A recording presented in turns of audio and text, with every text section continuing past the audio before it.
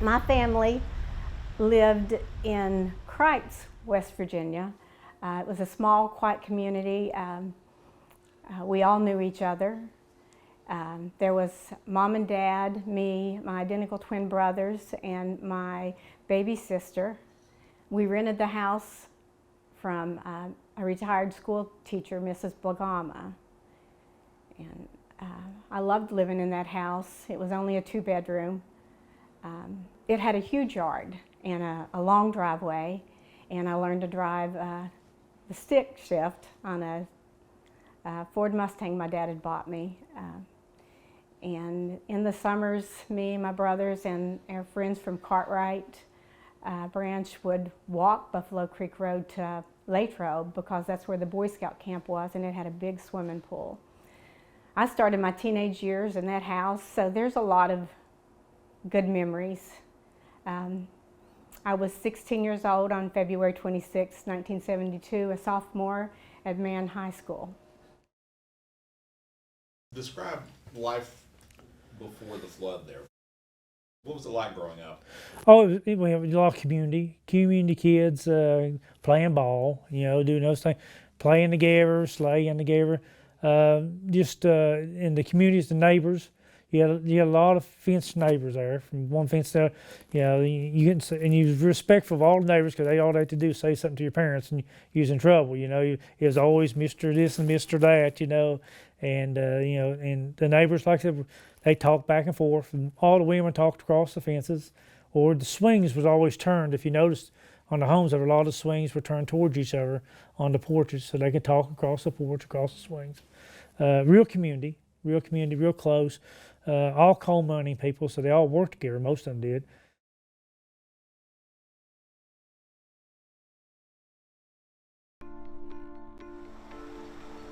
Buffalo Creek is in eastern Logan County, with its headwaters near the junction of Boone, Logan, and Wyoming counties. Mining began in the Middle Fork in 1945 when the Laredo Coal Mining Company opened Mine Number 5. The associated prep plant was completed in 1947. The company began dumping mine refuse from the plant in the mouth of the Middle Fork Valley, eventually creating a large waste bank across the hollow. Then, in 1960, as part of the company's stream pollution abatement plan, a dam was constructed to contain the prep plant wastewater and allow the solids to settle out. The dam was constructed by placing coal refuse across the valley upstream from the existing refuse pile. By February 1972, the waste bank extended 1,500 feet upstream. By late November 1962, Dam Number 1 and the refuse banks are both higher and have progressed upstream. The dam has a maximum crest length of 100 feet, a width of 20 feet, and a maximum height of 140 feet above the downstream toe of the embankment. Generally what happens with a mining impoundment, coal doesn't come out in a pure coal form. There's rock mixed in it, other elements, this, that, and the other. So the coal is generally ran through a processing plant to isolate the coal out, and part of that is a wash. So it's screening, washing, sometimes chemical added to get flotation for coal recovery.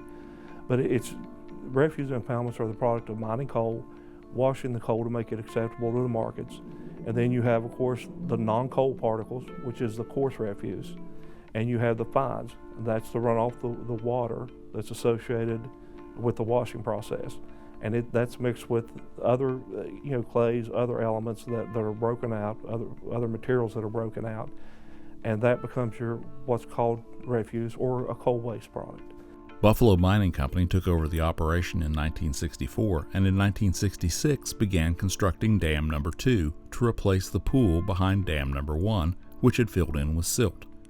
Dam Number 2 was located about 600 feet upstream and built on the tailings of Dam Number 1.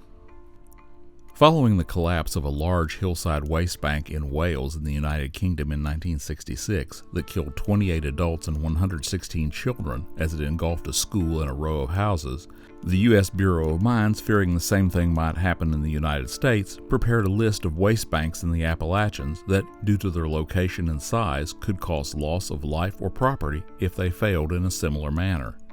The refuse bank at Middle Fork was one of 38 waste banks examined in West Virginia. The examiners concluded that the waste bank at Saunders was stable as far as large slides were concerned, but subject to a large washout from overflow of pool number 1.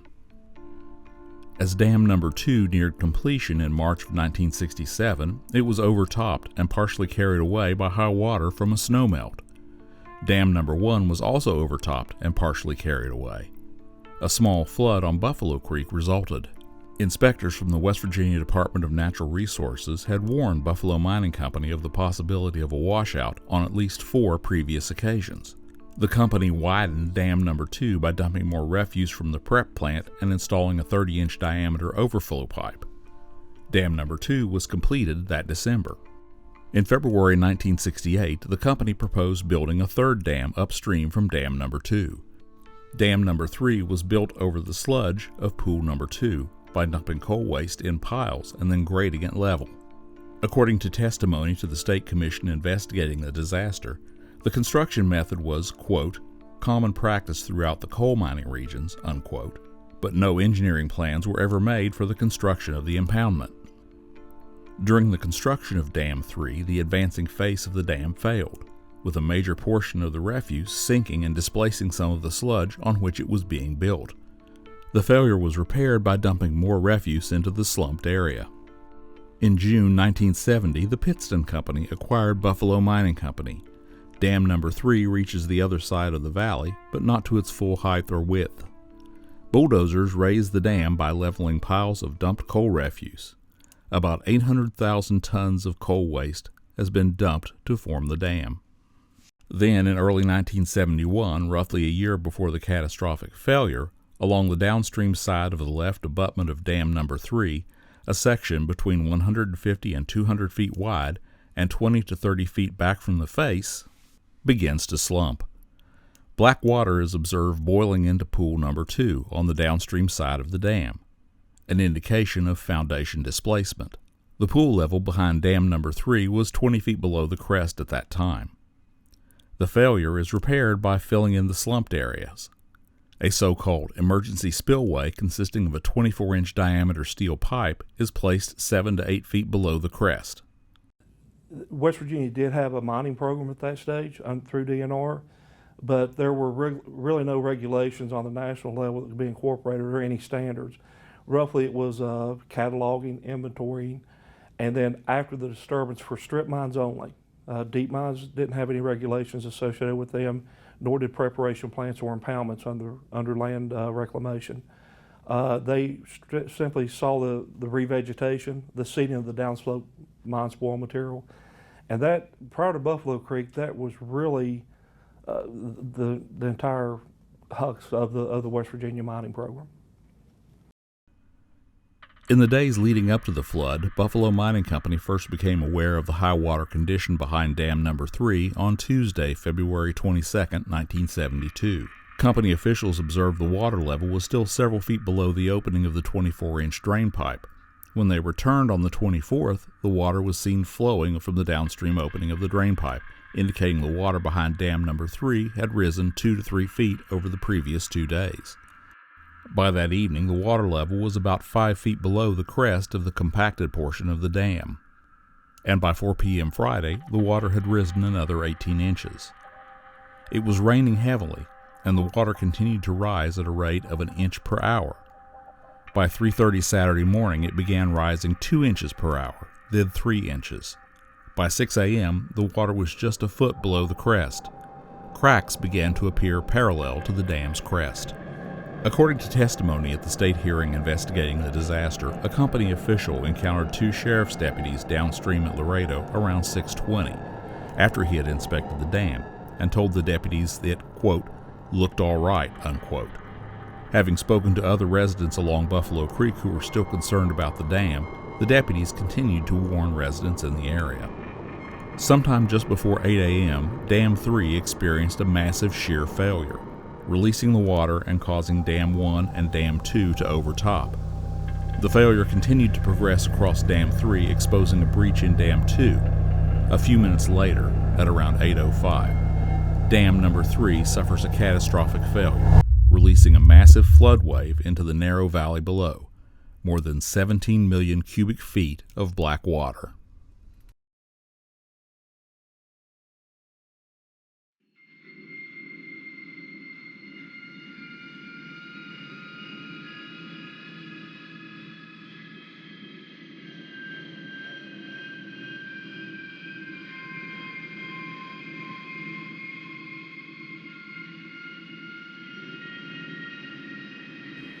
And there was lots of talk about flooding in several communities. So my dad's brother and his wife brought their 4 children to our house to be safe.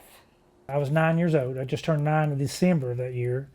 And I remember it quite well because it rained all week. It was really cold. And that morning, it was Saturday morning, and you know, kids were all wanting it to snow, so we was hoping for snow, but it's just wet and mucky. My brothers also had a friend to spend the night. It was a Jude boy from Cartwright Branch.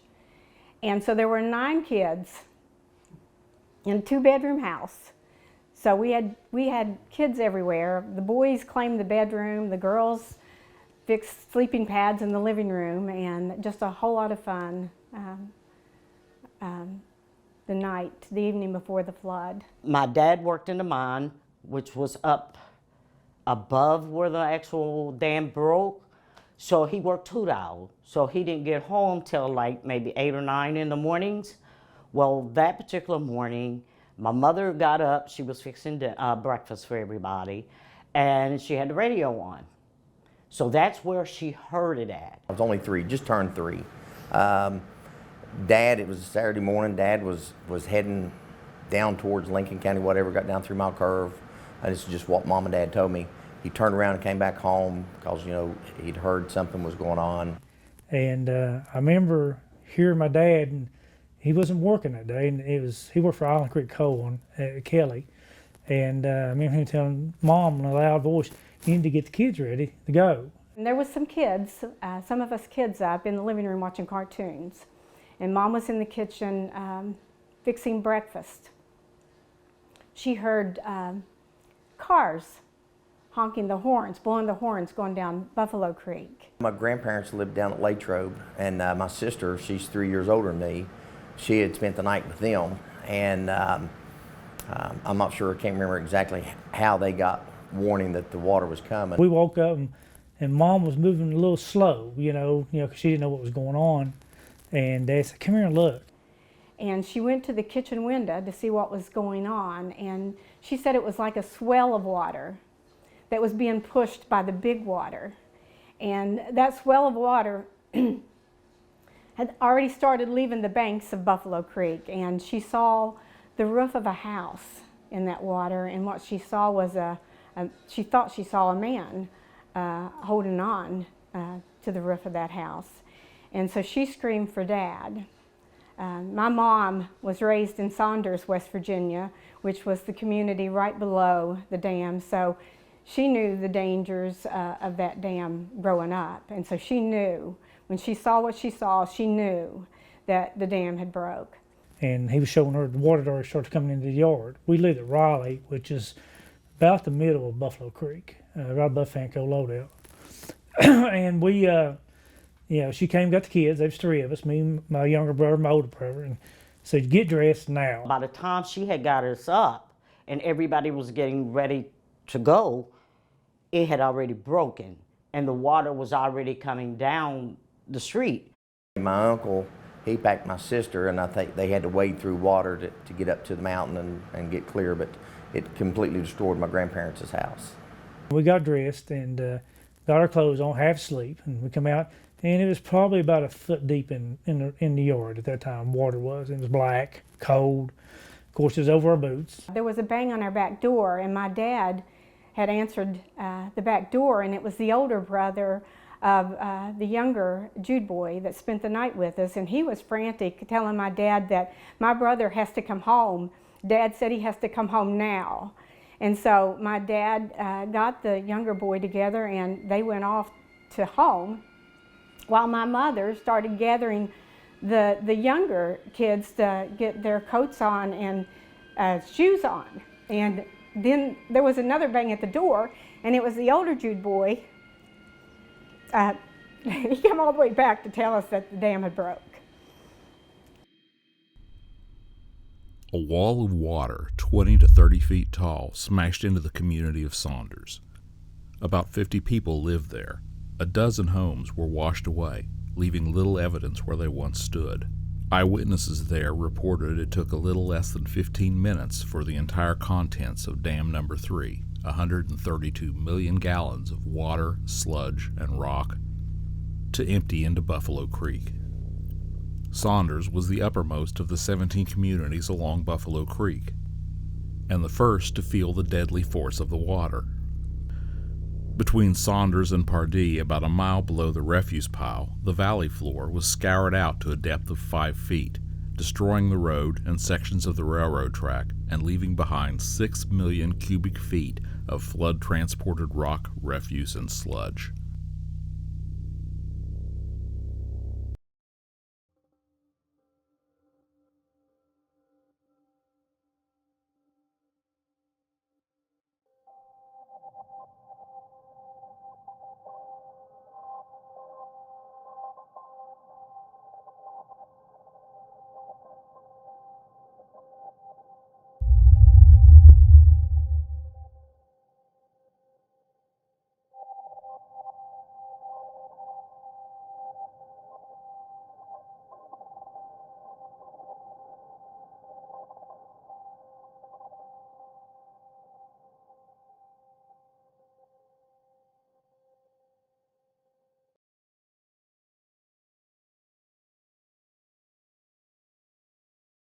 And it was really odd, to see, because it was black. It was just like a black ocean, because the creek was pretty far from our home. And all of a sudden, the creek was in the home. It was everywhere. And a lot of debris, the fences caught a lot of the debris, kept it from coming into the yards, but all the fences were bending down from brush, trees, cars. By the time we all got dressed and got ready to leave, the water was already coming down, so the older ones carried the younger ones on the back through the water. So Mom went on dressing the kids, and she told us older kids to get air shoes and air coats on because we had to move fast. And I couldn't find my coat. And so I was looking everywhere for my coat. So as Mom took all the other kids out the back door, I didn't follow Mom out the back door. I went to the living room to look for my coat. And we got up to the property above, and that's where most of that community was, in that area. And we got up there and you could see it, and then you could see that the whole valley was full of muddy water. It was just pitch black all the way across. And of course the mothers had all the kids and together, and they was building fires because it was probably 3-4 foot deep in the houses by then. And my dad had moved furniture. He had put certain pieces of furniture up on higher pieces of furniture. I guess he had no idea. He just thought there was going to be water in the house. And I remember that he pushed this large console TV across that living room floor and put it on top of the couch. And my dad was a small man, and how he managed to get that couch on that TV, on that couch, I don't know, but he did. And when he did, he put it on my coat. So I was going to the couch to try to pull my coat out from under the TV when he grabbed me and rushed us out the door. So I went out without a coat. And the water from the creek had already run across the road and was in our yard, because I remember getting my feet wet and the bottoms of my pajamas wet. But I don't remember how deep the water was that had already settled in the yard. But Mom had already managed to get the kids across the track and through the bottom and up on the hill. And they were screaming for Dad and me to hurry. And the railroad track was right behind our houses. So we all went to the railroad tracks, and then we went up on the mountainside. And we was there because we didn't know where our father was.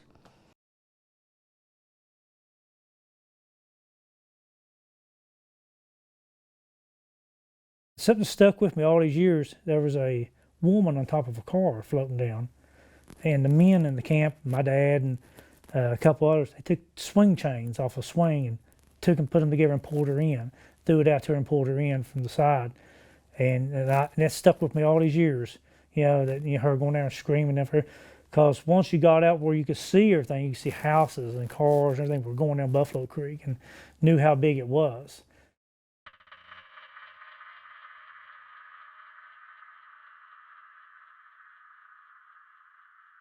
You know, there's a lot of scars, and a lot of people still have a lot of issues with it. You know, Mom told me and Dad told me that you know, they had a neighbor and she would babysit me and my sister from time to time, and my dad found her, and you know, they just got her a necklace for Christmas, and you know, it was on her, you know, so and she was pregnant, and she lost also a twin son. And the family's good friends. So. I don't remember how long we had climbed. I don't remember how far we'd climbed. But I remember hearing this big roar of water. And we all turned around, and as we turned around, this huge wall of water hit. Our house was the first in that roll, and so our house was the first hit. And it hit our house and lifted it off the foundation, and it just swirled and just tore apart, and it was swallowed by the water and just joined the rest of the debris. And one by one, it hit every house in that roll and took them all out the same way. And I don't remember this story, but while talking to family members, trying to gather information about what happened that day, the two older girls, my cousins that had spent the night, they were 9 and 6, Trina and Abby Western, they remembered that when I saw that I just, I lost it and started screaming and crying, and they said I just kept hitting my head against a tree trunk until my dad grabbed me and settled me down. And I remember all the kids crying. They were cold and they were wet, and just what we just saw. I don't remember climbing the rest of the climb. I don't remember coming down on the other side of Cartwright Branch, but my dad told me that the creek that ran along Cartwright Branch had also, the water had also made it impossible for us to cross, and that the men had built some sort of makeshift bridge for us to cross. And I don't remember crossing the bridge. I don't remember getting warm, dry. I don't remember where we stayed, how long we stayed. I don't remember getting out of Buffalo Creek, how we got out. Back then, a lot of people kept horses and cows and hogs, and a lot of dead animals. The smell was really horrendous, you know, with the death and everything. And what we found right at the end of our camp, where we had been walking over the debris, they found several bodies there, you know, which we found out later on. And that was pretty disturbing, you know, as a kid, you know, knowing you've been walking over top people was dead and everything. I had never seen so much devastation, where a railroad track looked like it was a pretzel. That's how the force just twisted it. A whole railroad. I mean, it was just roads that was there, it's no longer there. It's a river running down through it. You know, that's kind of about. I don't know that anybody could actually paint you a perfect picture for what you saw. You know, I don't think you can. I remember coming back after the flood, and and I don't know why I remember this, but on the kitchen table was sitting a box of Chef Royalty pizza mix. Then I don't know why that sticks with me, but I remember seeing that the house is flooded, it's full of mud, and there's that box sitting on the table because it's Saturday. You know, again, Saturday night we're gonna have pizza. There was just piles of people's lives, their houses, their clothing, their toys, their just their possessions, all just in piles of debris.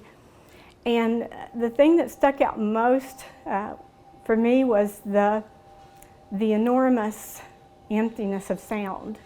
It was just quiet.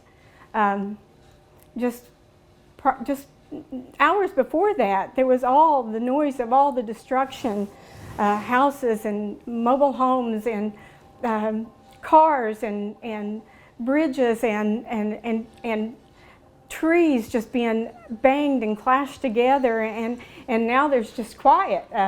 Like when you put a seashell to your ear, that quietness, it was deafening, the sounds of nothing.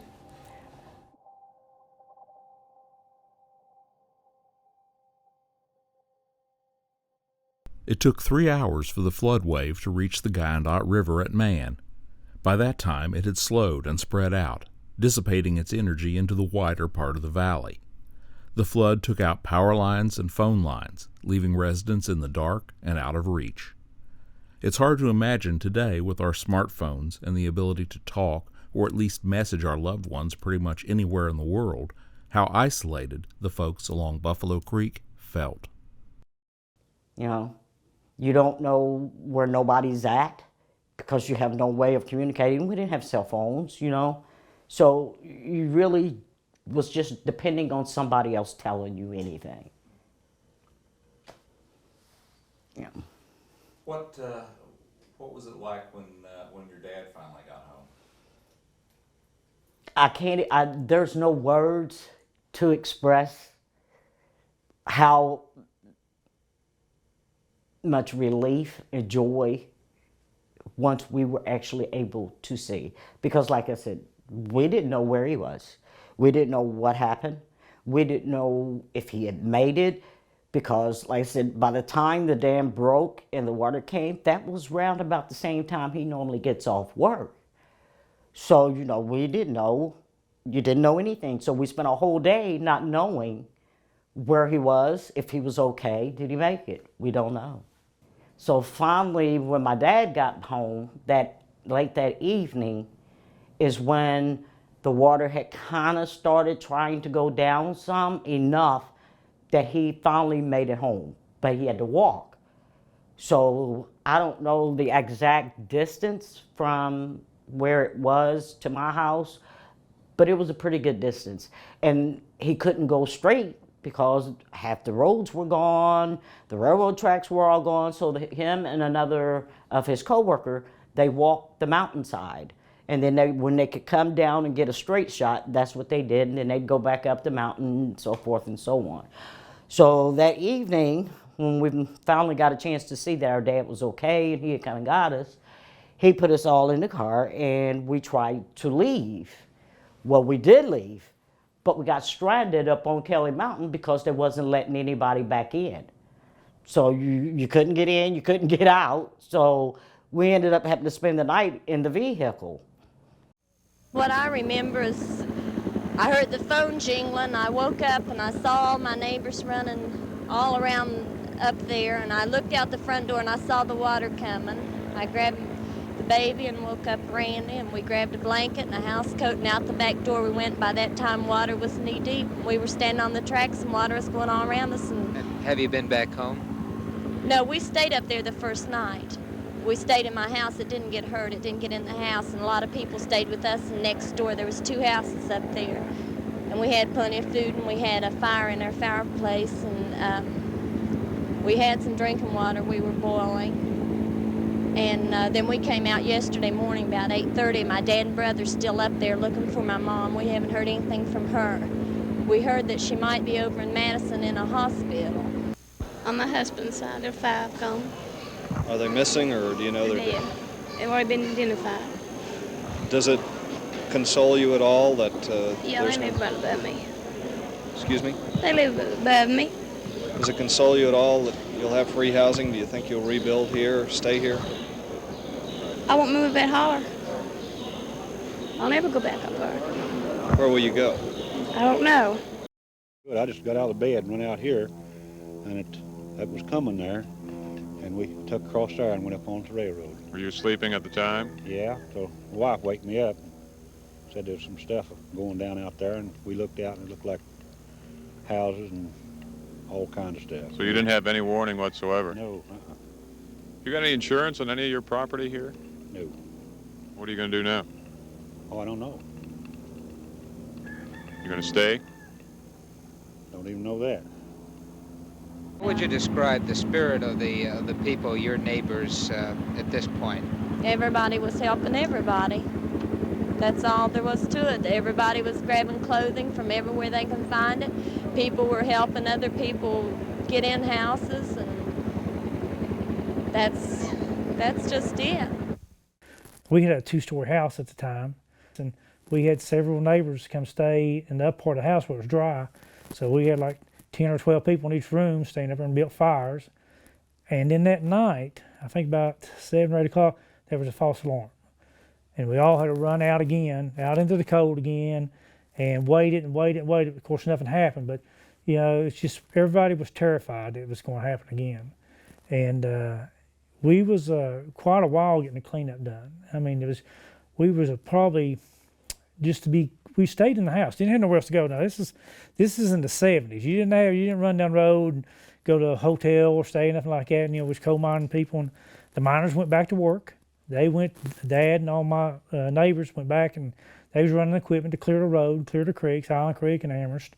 They worked on the area down there, tried to get some remnants where people could travel around. And because the roads were completely gone, the telephone poles were, and there was nothing, no infrastructure at all, nothing left. It was like a hit and miss. It would hit this house, and then it wouldn't touch the next house. You know, or 2 or 3 houses, it would just totally destroy it, but then there was other houses that it didn't. Mostly everything that I think most people in my community, their problem was kind of like ours. We had a lot of you had a lot of water damage. You had a lot of black water all in your house. You know, you had that kind of thing.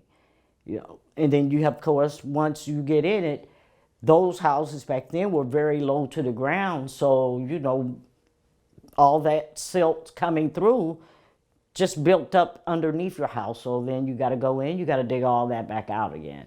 So it was kind of like that in my community. We just saw houses kind of move off their foundations some, you know, and then all the debris that came down. Usually Buffalo Creek, in all the years I lived there, it never came out of the banks till then, you know. And we used to have a footbridge that we would cross the creek to go over to catch the bus. Well, it just, with all the debris that came down hitting it, it just totally took that out. So we had no way of crossing over unless we went maybe, I'd say a mile and a half down, and then you could cross over onto a vehicle bridge to get over to the other side of Buffalo Creek. So that's what we had to do for a long time. We were relocated.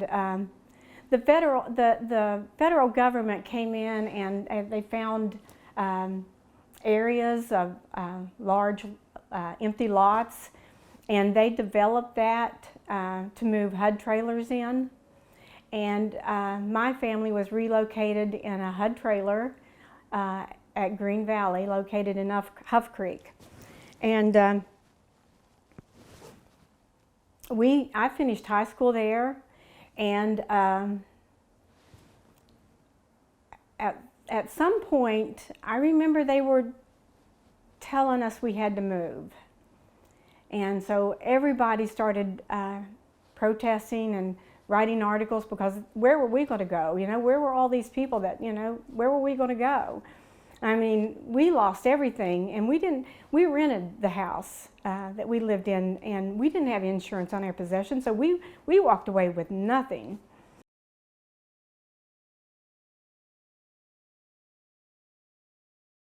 Reporters and cameramen were not permitted to accompany Senator Randolph on his tour of the disaster area. It was explained that recovery problems are now critical. They're bringing bodies out from time to time, and it's just felt by the governor's office, which is the office which is refusing to allow the news media into the area today, that it's just too critical a problem. There are approximately 700 National Guardsmen working in the area and 60 to 70 state police, all plan to be here for some time. And so began the grim task of recovering the dead.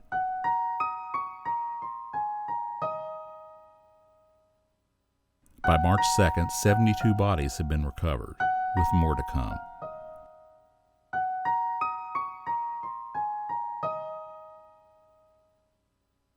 7 of the victims missing and presumed dead, their bodies never recovered.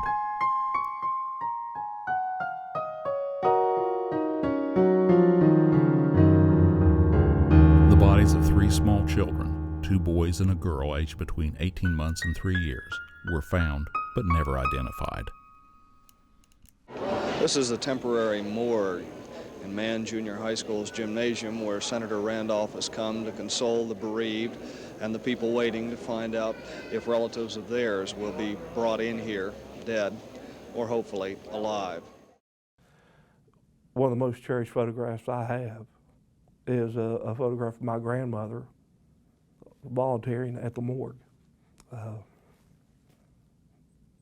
It was the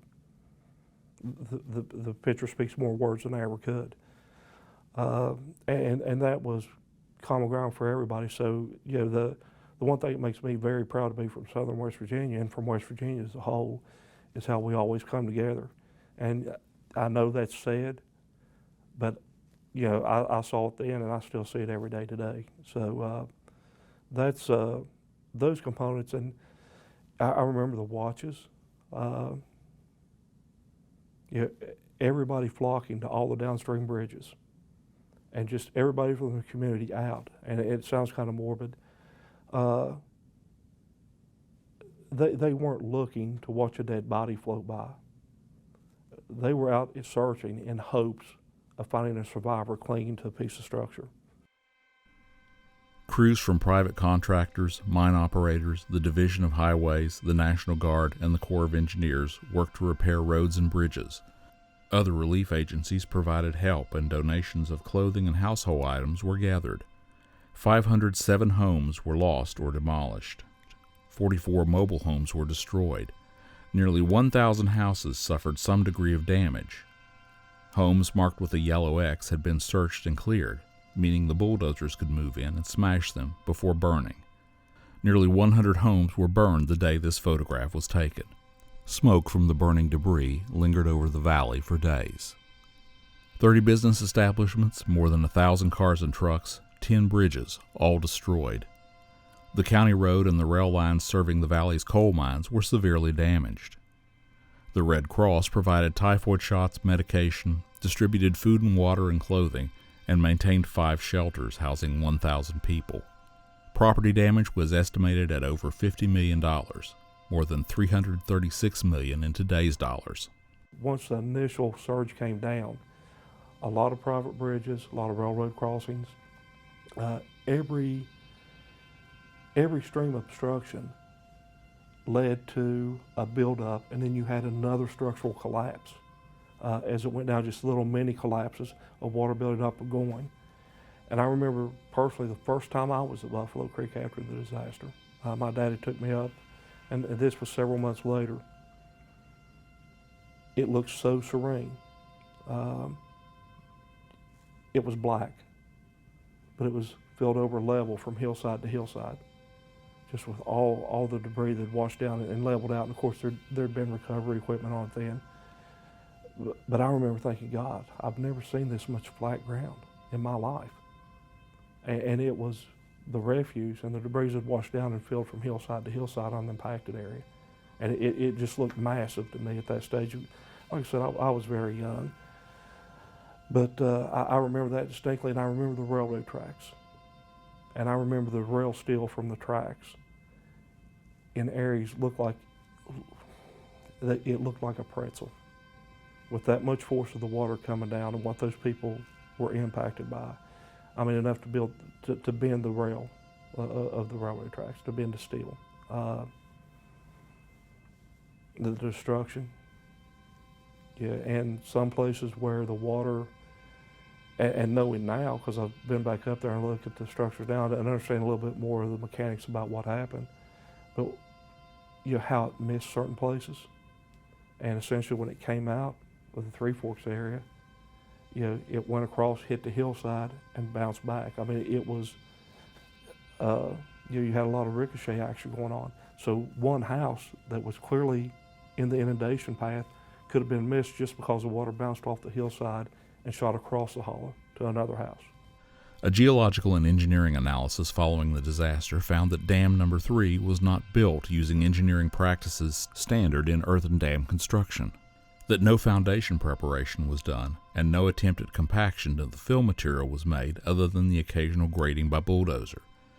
The dam was built on a thick layer of sludge 40 to 100 feet deep, a weak material with negligible shear strength, and that the overflow system consisting of one 24-inch diameter pipe was inadequate. Also noted was a lack of a monitoring system to warn of structural changes within the dam. The lack of definitive, clear-cut, and enforceable laws regarding the safety of mine refuse banks and impounding structures, both at the federal and the state levels, was cited as a major shortcoming that contributed to the disaster. Numerous lawsuits were filed against Pittston in the years following the disaster. 645 residents settled for $13.5 million, about $13,000 each after legal costs. The state of West Virginia accepted a settlement offer of $1 million after seeking $100 million from the company. Ultimately, 3 separate commissions, federal, state, and citizens, concluded that Buffalo Mining Company and owner Pittston blatantly disregarded standard safety procedures. The disaster brought change to what had been, up to this point, a loosely regulated industry. So how widespread were the practices that led to the Buffalo Creek disaster at that time? Were there other Buffalo Creeks waiting to happen in other parts of the state or throughout the Appalachian region?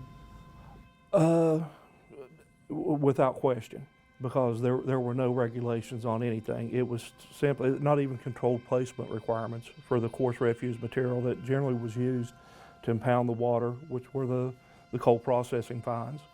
And then sometimes impoundments to make up fresh water so you could run the preparation facilities and perhaps provide a source of water needed for the underground mining operations that might be occurring. So it was very widespread throughout eastern Appalachia.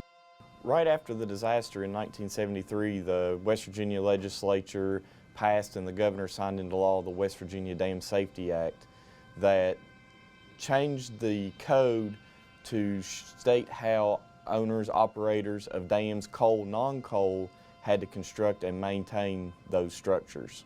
And then 4 years after that, Congress passed in 1977 the Surface Mine Control and Reclamation Act. And in that federal act, it allowed states the opportunity to obtain primacy of their coal environmental enforcement within their state boundaries if they so choose. And West Virginia was one of those states that passed environmental regulations for coal mining operations. Also, we have the West Virginia Surface Mining Act and the West Virginia Surface Mining Rules that both take into account these coal-related dams. And also we have the West Virginia Coal Safety Dam Rules that are specific to only coal dams themselves, that outlines the inspection and enforcement and maintenance and operation of those dams.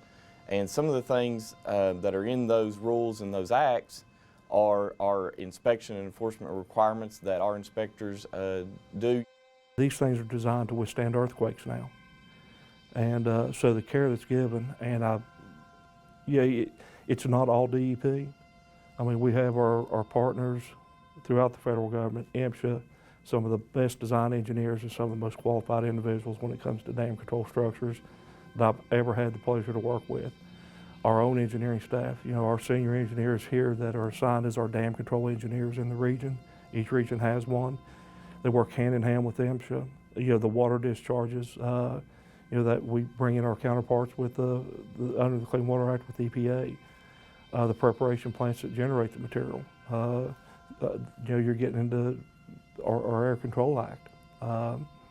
So there's so much oversight, so much detail that goes into this and review of these permits. And one of the best components we have, I think, in the West Virginia program in particular is our emergency warning plans. And the emergency warning plans are established that as your examinations that are going on routinely, weekly, monthly, quarterly, annually, full-scale evaluations by qualified engineers. They're designed in trigger limits to like the phreatic surface within the fill material, decant critical stage construction certifications, a whole host of issues. But there are thresholds that indicate warning signs prior to something becoming a critical, risk of catastrophic failure that kick into place that involves the local EMS, state homeland security, everybody. These emergency warning plans, evacuation centers are outlined, triggers that require, procedurally for the evacuation orders to be given on the county level. So there's a whole host of safeguards that are in place, not only in the construction and design of these facilities, but in the event that something should be threatening, to put emergency response in place prior to a catastrophic failure. So, those are things that just, not even thought of, but that's to give you an idea of where the program's involved to and how much emphasis we placed on it. And I've said even when I was director of the mining program, there's nothing more important that the mining program looks at overall than our response and our obligations related to refuse impoundments. These are Class C structures by definition, most of them are. And what that means is that should failure occur, you can anticipate loss of human life. And there's no component of the mining program that is more important than that aspect of it. So, as far as my personal feelings about it, like I said earlier, it definitely shaped who I was, why I do what I do. And I think it's the most important aspect of what the mining division does under the DEP umbrella.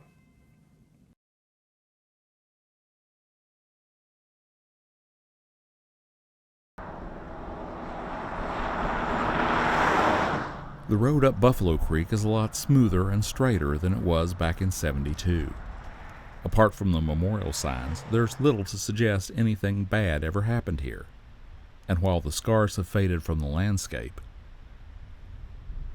the flood changed a lot of us as far as, staying in the area. I left after graduation. I don't think it really had nothing to do with the flood, but just it was kind of nice to get away from, to be honest with you, and move somewhere else. Because of all the pain and everything we went through in the area, it was a painful thing, and a lot of people who didn't go through it, we felt like everybody else didn't understand. Even years after it was all said and done, every time we get a lot of rain for a long period of time, everybody got really nervous and jumpy.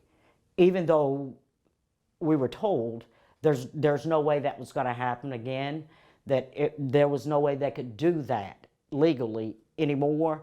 But when you go through something like that and you see what it caused and all the damage and the destruction that it caused, it makes you a little jumpy when you know that it's done rain for days. What if this happens again, I didn't know, only person, I knew one lady, she was a teacher. Her and her husband had gotten out of their house, but they went back to go get a pet, and they didn't come back. They didn't make it out. That was the only person that I knew personally that had perished out of all the people that did. So, it took a long time. It took a long time. I've got a sister and a sister-in-law that still live in Green Valley. And, like on Christmas or holidays, I might drive to Green Valley to see them. But no, I don't go to Buffalo Creek. Not that I have anything, there's just no purpose to it. We stayed there and I graduated from school there. So I seen all the changes. New road, city water, city sewage, all that was changed by the flood, when the flood came. It's a completely different area than what it was back in the 70s, and it changed a lot of people. Some people left, a lot of people didn't stay, because of it, and we stayed through it, and I think back on it, there's a lot of people that I never seen again after the flood, the kids I grew up with and things like that. So it changed a lot of lives. And the flood itself was one of those things which, just stays with you, and I think as far as, it changing me, it made me appreciate life a lot more. People can have disagreements, but when something happens down home, people's there to help. if somebody's house is damaged in one way or a fire or whatever, there's people who reach out and help you. And you know, when someone passes, you know, you better get ready because food's coming to your house. You know, the people just really puts their arm around each other, and it's a tight community. And again, I'm proud from being from Buffalo Creek, little community of Lundale. A lot of laws have been changed because of the Buffalo Creek flood. A lot of things have made better because of the Buffalo Creek. You lost a lot of lives, but the laws we got today, most of those come on impoundments things because of the Buffalo Creek flood, because of what happened.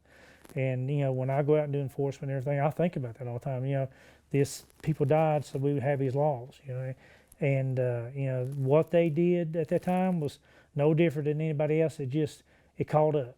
It caught up with them, and that's why I tell people every day now, these laws are for a reason. The reason, and that's why, you know, the flood, the UBB, all these things that's happened. There's reasons for those things. There's a reason for the laws we got, and usually there's a death attached to it. I'm really thankful, you know, to God for, you know, getting me through the flood. My family all didn't lose anybody, and I think about it all the time that, you know, it could have been one of us. One of us could have not made it out.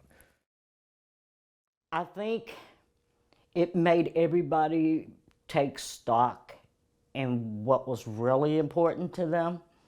And I think it made the community realize how much we need each other. And I think that for a lot of people that went through it, they couldn't stay there. It was so traumatizing to them that they left and they never came back. But for the ones who stayed, I think it brought us all a lot closer to each other to actually make sure we all look out for one another. And that's why I brought my kids back, to raise them there. Those who lost family members was in worse shape than the ones who didn't, but you could always find someone willing to lend you a hand or listen to you, just talk, you know, anytime you need it. And that's the community that I will always call home. Because no matter where I live, no matter where I go, that will always be home. And my children, it's home for them, and that's what they call it, home. You know, so it's been enlightening to know that you can go through a trauma and come out and be a better person once it's said and done. Because all the blessings that you get to get through it, it's the same blessings that carries you forward.